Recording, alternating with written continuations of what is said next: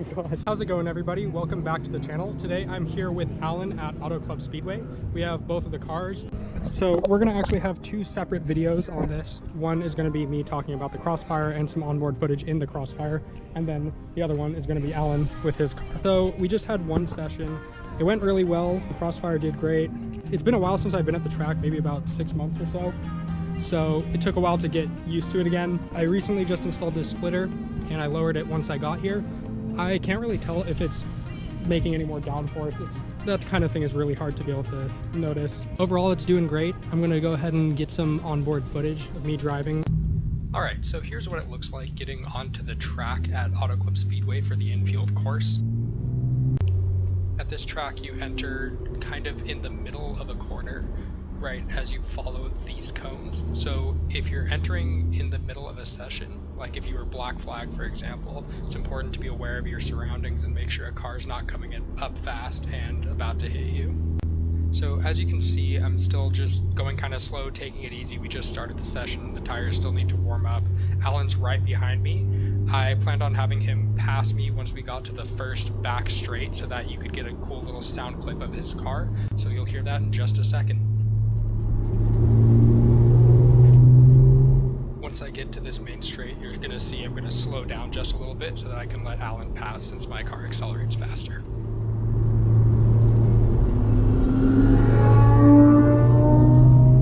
And here we go.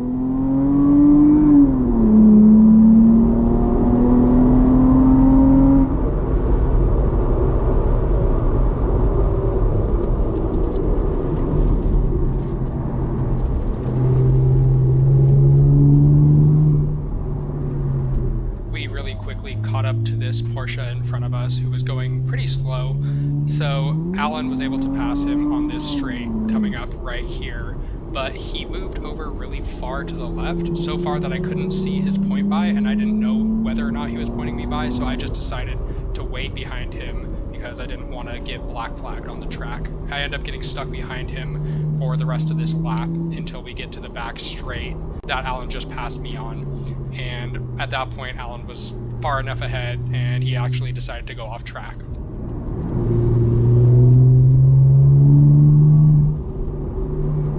When you're following a slower car on track waiting for a point by to pass, it's important to not get too close to their rear bumper, because if they spin out or slam on their brakes or something happens, you don't want to accidentally hit them, but you don't want to stay so far back that they can't see you in their rear view mirror.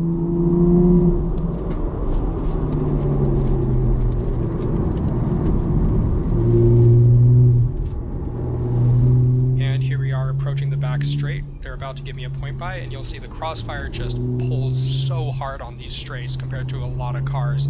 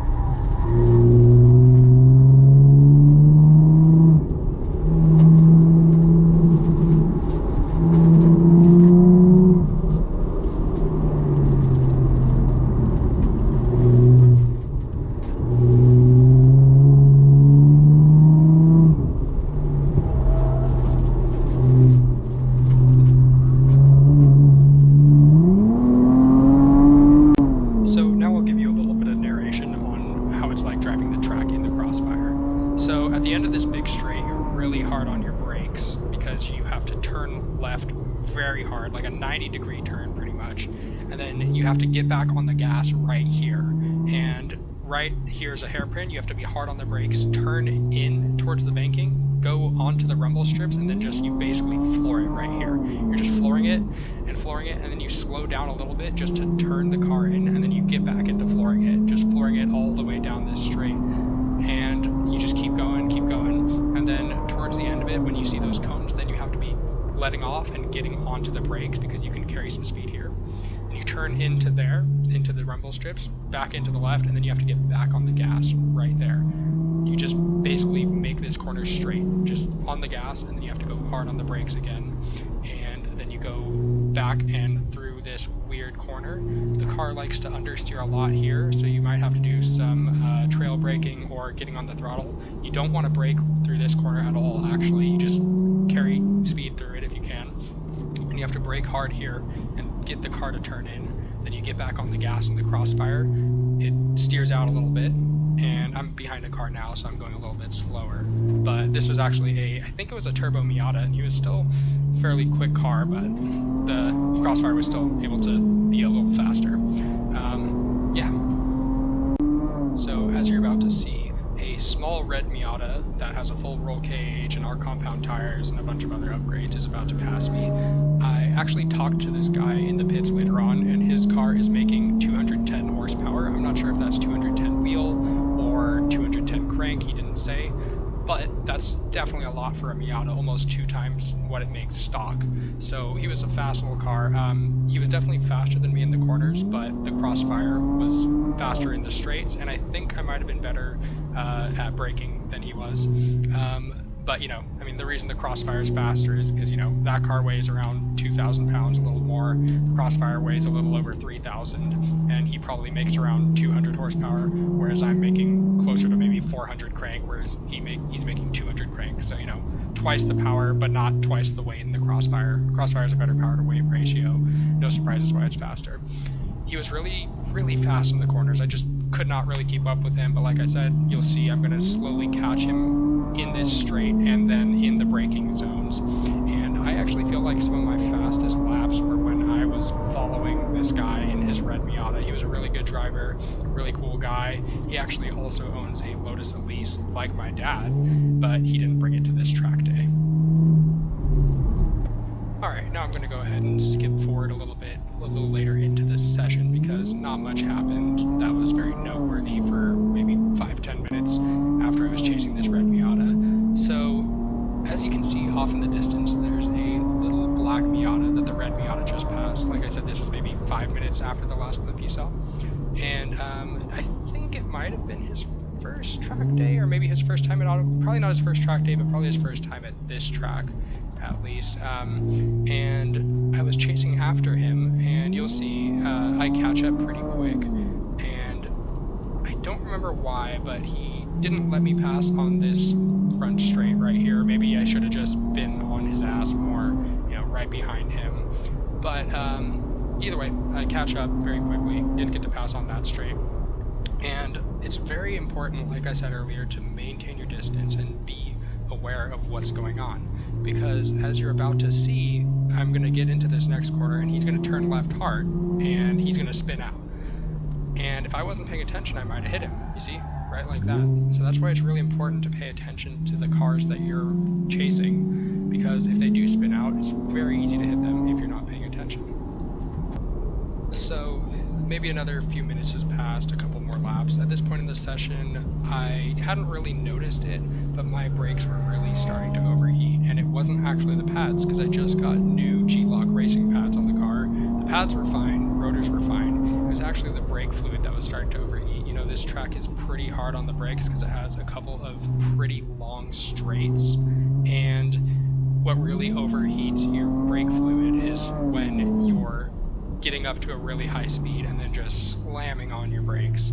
So as you'll see in just a second, when I get up to this next straight, I actually ended up losing my braking potential completely. I don't know if you would actually call this brake fade or just complete loss of brakes, but I get to this straight trying to chase after this Miata, not knowing that my brakes aren't doing so well already, and so I'm just going for it. probably accelerate up to 100, 110 or so, and then towards the end of this, I went to press the brake pedal, and there was just no resistance at all. The brake pedal went all the way to the floor, and it wasn't braking. So right here, I'm on the brakes, nothing's happening. Till the very end, it starts braking a tiny bit, so I just had to drive right through those cones like you just saw. And a lot of the time when something's wrong with your car, you have to think quickly, what are you going to do so that you don't crash into another car or go off track and damage your car or get yourself hurt. So in that case, I just drove straight through the cones. And what was kind of dumb of me is I was just so focused on chasing that Miata that I didn't really think, I just thought I was going too fast and broke too late. But in reality, like I said, it was my brake fluid. So I probably should have got off track by now, but I'm stupid and I didn't. So the rest of this session was just me driving without properly functioning brakes. My brakes are not doing well right now.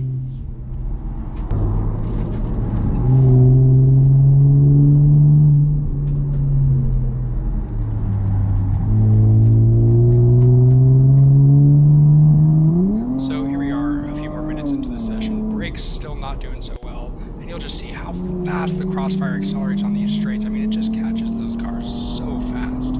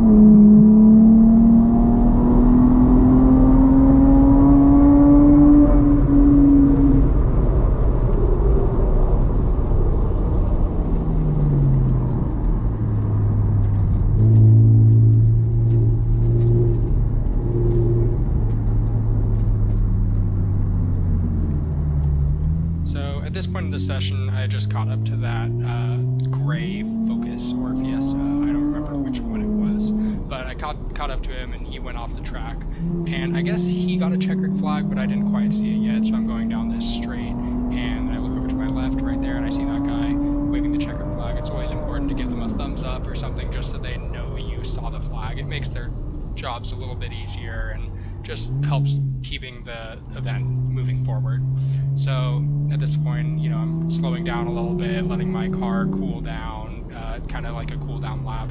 I probably should be going a little bit slower, but still, it's always good to just let your car cool down and take it a little easier. Maybe not go 10 tenths, maybe more go, 7 tenths of what you can potentially do once you see that checkered flag. And now this is the end of my session. You just exit the track at that hairpin before the main front straight. You just go right through those two weird pylon type things.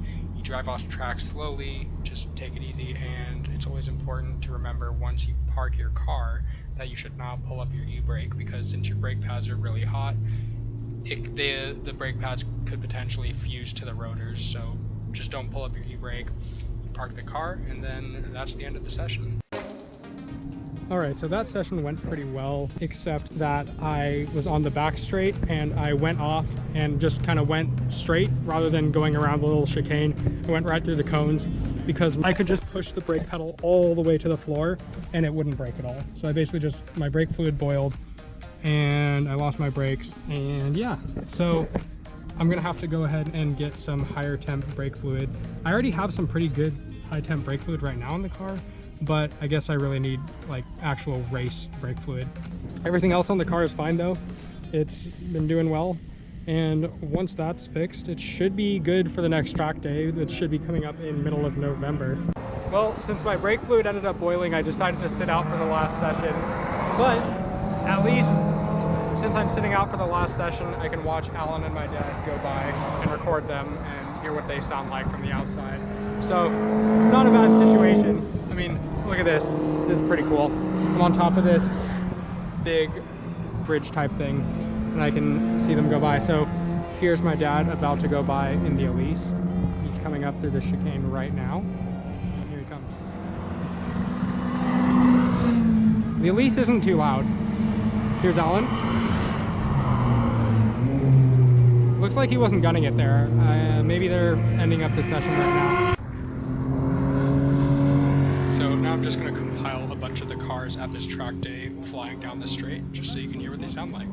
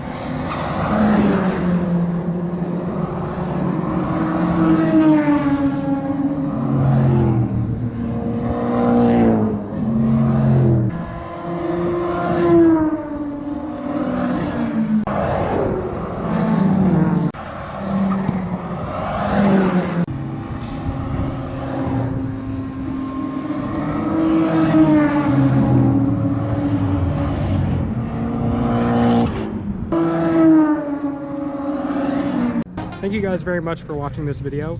I'll be going to this same track with these same people again very soon. Another event, I think it's on November 18th, SCCA, Fontana Infield. I'll make sure to have my brake fluid all sorted out before then, and I'll do a few other small things to the car just so that it's ready for the track, and we'll be good to go. Thanks for watching.